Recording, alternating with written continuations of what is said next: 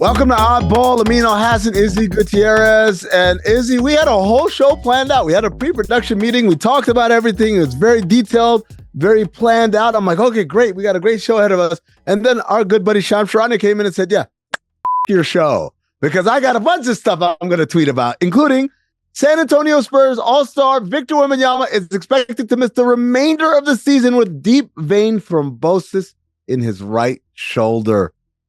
I mean, Izzy, thrombosis apparently is a form of blood clot, and the Spurs believe it is an isolated issue. What is your reaction?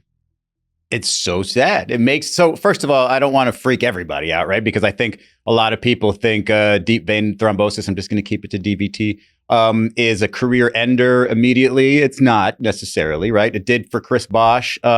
He was a little older, a little advanced in his career, and he didn't play again after his diagnosis. You have Brandon Ingram, however, who got diagnosed early in his career when he was still with the Lakers, also in the upper extremities, which is where Victor Wembanyama's is that they specified. And after a year of treatment, he hasn't really seen any issues with it.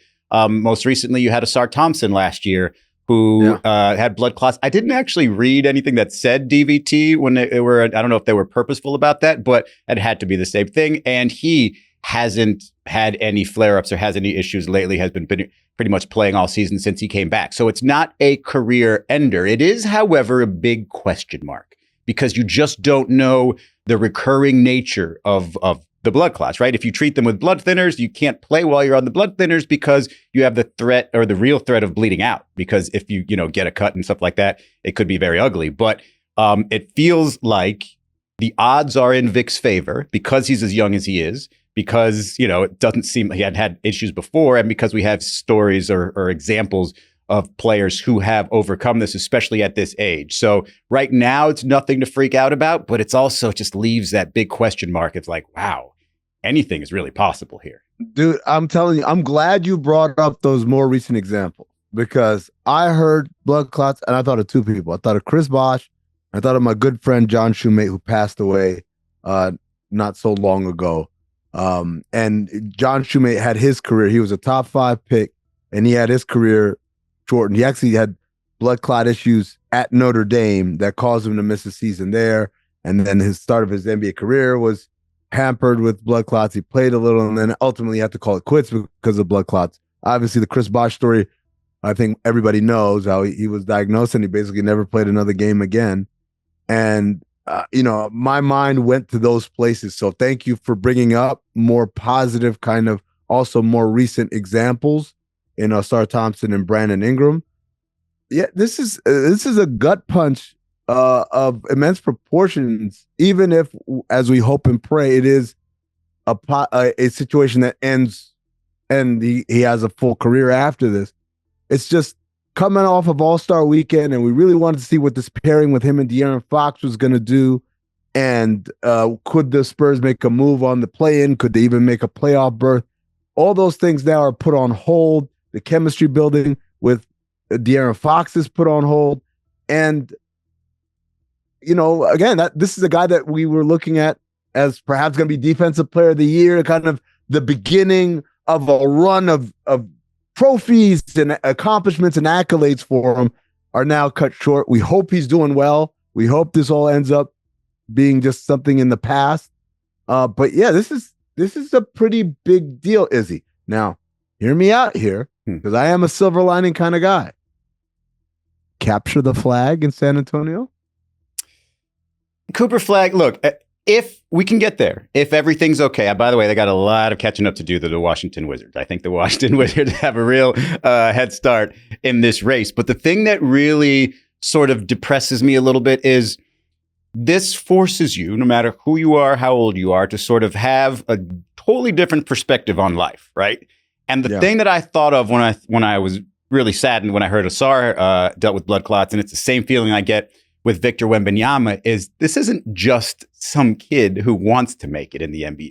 This is somebody who really, really wants to make it in the NBA, wants to do everything right, wants to be one of the greats, wants to have sort of the eyes of the world on him and say, watch me perform. And if you have regardless of what you call this, a life scare, a health scare to this level, maybe you put things in a different perspective.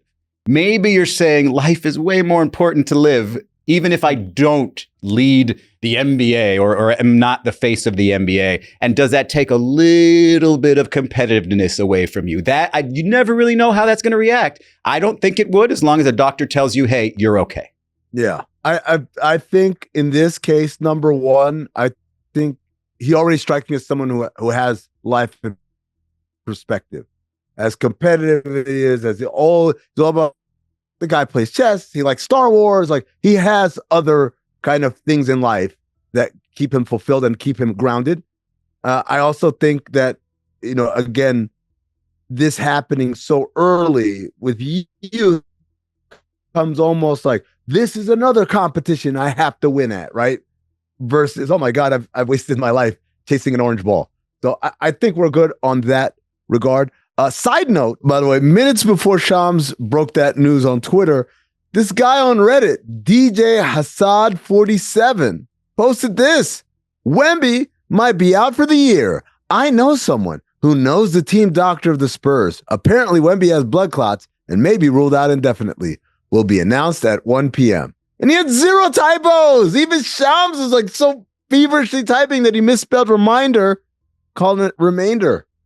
I'd be a little nervous if I was the doctor of the Spurs, because, dude, let me tell you something. Be telling anybody these things. Look, it's like beyond like, hey, the Spurs may not use me anymore. There's a little thing they call HIPAA laws that prevent doctors from sharing information. Well, let's just not trust DJ Hassad 47, and let's not pretend any of that's going to happen, right? All right, cool. All I'm saying is Uncle Dennis and Kawhi somewhere are like, I had to tell y'all, they're doing the copy from TikTok. Oh, that's his name. I forgot his name. That's right. Yeah. If that wasn't enough from Shams, he decided to mess up our morning even more by tweeting this out. This is according to Jeff Schwartz of XL Sports Management via Shams. Quote, the overwhelming sentiment after conferring with multiple nationally recognized doctors is that the Los Angeles Lakers should have not failed Mark Williams on his physical. Williams himself was also quoted earlier this week as saying he's surprised he failed the physical. Izzy, are you buying any of this? I do buy some of it. I mean, he got traded for what? Dalton Connect and a couple of draft picks? Yeah, there was an unprotected pick now, and a lightly protected pick now and an unprotected pick later. Yeah, all of this sort of paints the picture of what I believe happened to begin with, right? When you look at the Los Angeles Lakers front office, say what you will, most people, they do good work, obviously, but they're a bit of a mom and pop organization, right? Yes. And it feels like they got kind of caught up in the air, maybe a little lightheaded still after acquiring Luka Doncic, and convinced themselves the time is now. There's no time to waste. We've got LeBron at 40 years old. Luka can step in and play with anybody. Let's make this trade that we need for a big man at any cost. You combine that with, they don't seem to love Dalton Connect. I mean, JJ Redick doesn't. I know LeBron seems to, but JJ Redick maybe doesn't love Dalton Connect. Last night, not a great game for Dalton Connect. And they sort of hadn't made the deal. Not that they were listening to public opinion here, but after just a few minutes, after a little bit of time to sort of digest it all, maybe thought to themselves, did we need this particular big man so much that we are giving away these draft picks, that we are giving away Dalton Connect, that we are looked at as having given up too much for this, for again, panicking as if the time is now, we need to get our big right now? Maybe not. Maybe we need to fudge this a little bit, reverse this trade and, claim the physical, which to me is like when you're buying a house and you have that inspection period and you can back out of the deal for any reason, really. It doesn't have to do anything to be with the inspection. This is just kind of the always you can bail yourself out of a trade with some physical stuff. And based on what Mark Williams said, like, that dude would pass a lie detector test, in my opinion. Like, he just played in an NBA game yesterday. Why in the world would I think I'm going to fail a physical? So all of it makes sense to me. Like, the Lakers just found their own little loophole and tried to get out of this trade. I'm going to leave Mark Williams alone, because why would I fail a physical? It's not like I've missed a bunch of games through the first 3 years of my career. Why? How could that even happen? But I'm picking up what you're dropping off about the Lakers, because you get Luka, and all of a sudden the world must feel incredibly open to you.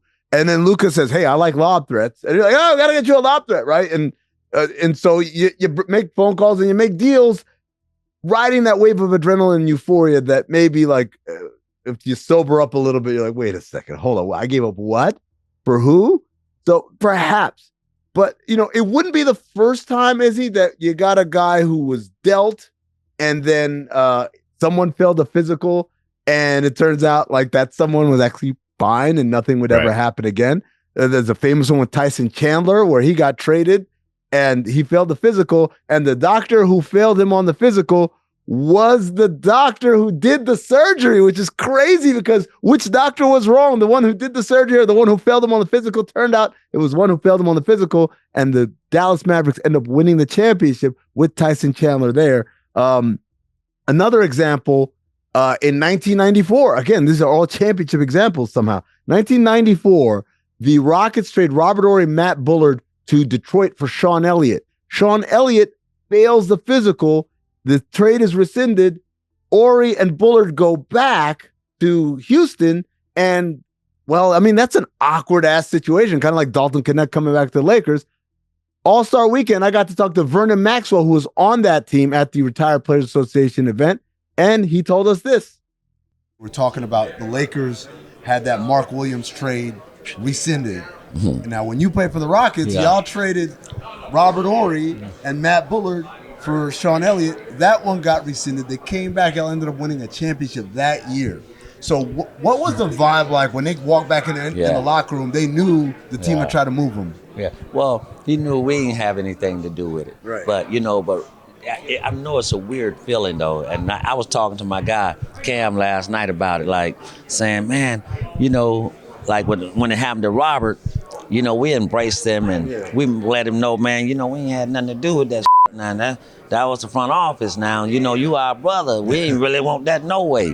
And then, so he felt our love, but I think it took over a little bit of time for him to get back comfortable with where we was at, and that's why he kind of struggled a little bit when he first came back, but then he got himself to going. So, but then Robert was a big part of us, man. Right. But that's a weird moment, man. I can only put myself in the shoes. I'll be like, God damn. Yeah, how do you not feel rejected? Right. Yes. And then obviously at the time it hadn't happened yet, but to then know that over that season and next season, he was going to play such a big part in the success. Yes, it's definitely that's one of the weirdest things. Yes, because whenever you get a deal rescinded, and, it's kind of like you broke up with your girl. No. And then you walk back in like, never mind. I want you back. No, but I know it's tough, man. But Rob was a strong man. He's a professional about it. And he went out and won more rings than all of us. How did Vernon Maxwell stop playing, grow some hair, and end up looking younger after like 30 years away from the league? That does not even look like the Vernon Maxwell I remember. Frank Isola didn't recognize him. He said, "Who's really?" that? I said, "That's Vernon Maxwell." He's like, "How? How is that possible?" That's crazy. He de-aged himself. He's hilarious. Also, it does remind me of the Dalton Knecht situation, right? Because, and no, this is not why I think they took the trade back. Like we need shooters more than we need the big men. But he is one of their better shooters, right? He is one of their lasers, if you want to call him that. And if you're going to be in an offense with LeBron and Luka finding these guys, you're going to have value there, right? Dalton's not going to give a about what shots he's taking. He is going to go for his the entire time. I still don't think like he gets a great vibe from this team. I don't think JJ Redick goes back and hugs him and be like, "Hey, we loved you. We didn't need that Mark Williams guy anyway." So I think Dalton Knecht is just going to let it fly. Yeah, I mean, you got to. And by the way, Vernon Maxwell said that as well, not in that clip. He said that allowed him to kind of like the shots that he wasn't taking before. Robert Horry came back and he was like, "The hell with this. Now I'm letting them all fly. I'll never have them say, oh, he's too reticent or too shy out there." Well, his teammate, LeBron James, was a little too shy. He didn't play in the All-Star game. He did play Wednesday night, though, which was weird. They lost 100-97 to the Charlotte Hornets. They lost Austin Reeves to an ejection in that game. LeBron scored 16 in the fourth quarter, but missed back-to-back threes that could have tied the game while Luka was just kind of watching. Seemed fine. He dunked on said Mark Williams with a sore foot and ankle. Hallelujah! It's a miracle. Obviously, he seems like he could have played All-Star Sunday, but the fact that he didn't and even put on the uniform just makes you even more mad, doesn't it? Yeah, this is Eddie Murphy in Trading Places, right? The cops to come up to him and he's on that skateboard or whatever, and they pick him up. It's like, my legs have grown back. Oh my God bless you guys. I can see.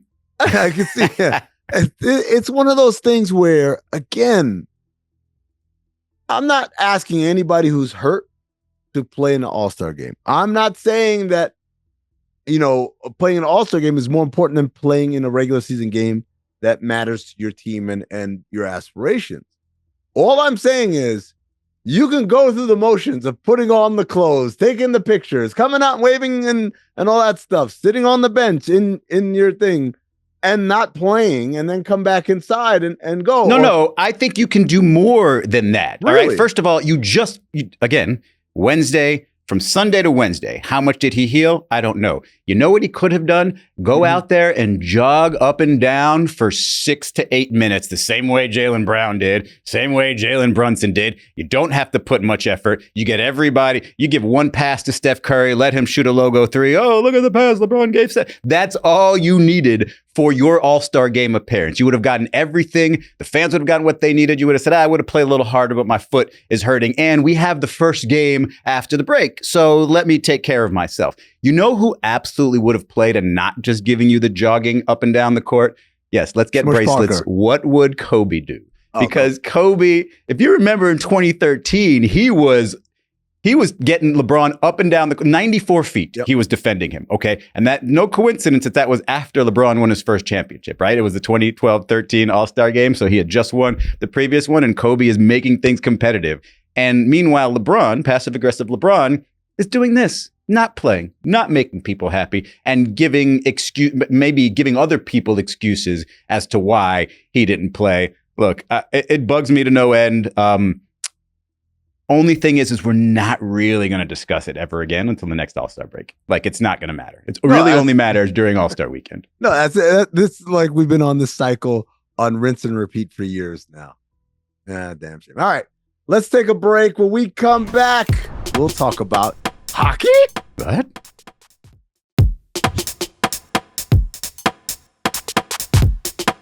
Welcome back to Oddball as we try to piece together what's left of our exploded show. Thanks again to Shams and the San Antonio Spurs for that matter.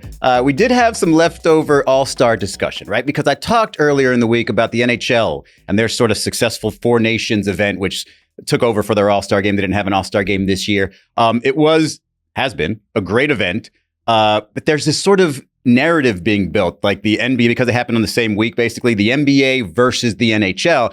And as somebody who is, I wouldn't say a fully grown NHL fan, I'm more of a like adolescent age NHL fan. I know like my team and maybe one or two others. I can see both sides of this argument. I mean, tell me you saw what PK Subban had to say about this. First of all, you're a coward and a traitor. Second of all, yeah, I heard what he said and I got thoughts. Play the clip. Well, listen, hockey's a different sport from the NBA. You can't compare the cultures because of the way the game is played. I wonder why that is. Tell me more, PK. You can step on an NBA floor and go through the emotions. You can't do that in hockey. You can't do that in hockey. You can do. What else can you do in hockey that we can't do in basketball? You have to play it with passion. You have to be willing to fight. You have to be willing to leave it on the ice. Fight! That's the thing you can do that we can't do. That's the thing they legislate out of our sport because America is scared when the black guys are fighting. Oh my goodness, we have to protect the children. But when the hockey players do it, it's, yeah, they're passionate.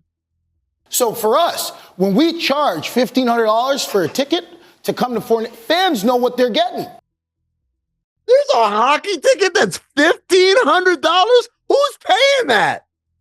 It's based on the pride, honor, playing for the guy next to you. Yeah, right. So like playing for your country, you mean, right? Putting on your country's colors, playing against another country that, I don't know, that the president of your country may have called a 51st state and they're causing the fans over there to boo because of things that have nothing to do with your sport. Let me put that down for our All-Star weekend. I haven't sat down and watched the NBA consistently since Kobe. Bro, I haven't watched the NHL since.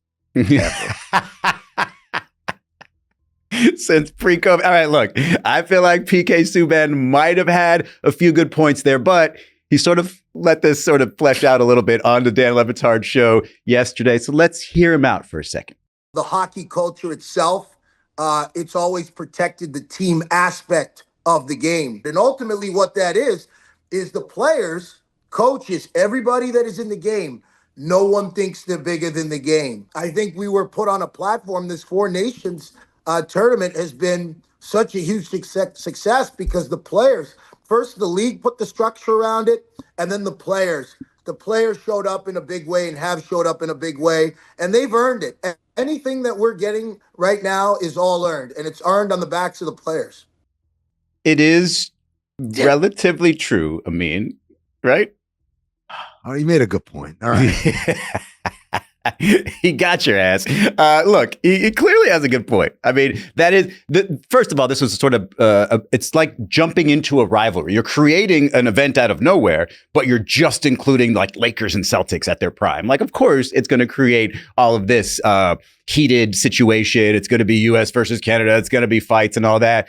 But the thing is, if this was a regular All-Star game, if they didn't do this whole new event, which, by the way, is what the NBA was trying, right? A different type of event, it wouldn't have been this successful. They wouldn't have been fighting. They would have scored 1 million goals, and you would have said, all right, let's get ready for the second half of the NHL season. So it just so happens that they have this device available to them, that they completely got rid of the All-Star game, which is what people in the NBA want to do. Not going to happen. Yeah, that's what you had to do to make this work. Am I right? This is my favorite thing. Mike Ryan brought this up.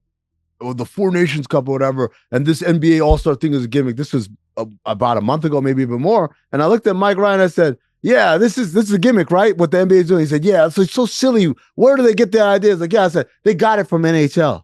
The NHL did this exact format like 6 or 7 years ago. I know because I was at the damn game. But so spare me hockey on how you guys have fixed everything. You guys are just as clueless as the rest of us. All right, then let's gamble. Let's gamble. Give me some proper slot. Yeah, proper slot is brought to you by DraftKings. Stay tuned because you'll hear more about DraftKings and all it has to offer throughout the show. DraftKings, the crown is yours. I think we know how to play this game, right? Okay. All right. We got, let's see. We have first thing, player, prop, and number. We got Kevin Durant. Under or over? What we got? Please let it be an over. It's KD over 30 points. That's plus 140. The Suns play the Spurs tonight. Wemby is out. Does KD go off in his first game back? This feels like maybe they don't have the updated odds here because I would put it at 35 because without Wemby in there, he could go for a bunch, or it might be easier as a team and he won't have this big, huge game. I'm kind of afraid of this one. Can we pull the lever again? Yes, let's do it. A reminder for everybody. We can skip, but then if we skip again, we're stuck with the third one. We got Ja Morant under 7.5 assists, minus 125, on the DraftKings Sportsbook. Ja and the Grizzlies play the Indiana Pacers tonight. I hate betting unders on assists. Anything could happen. Pull that lever. Give me the last one. We got nothing to do but take this last one.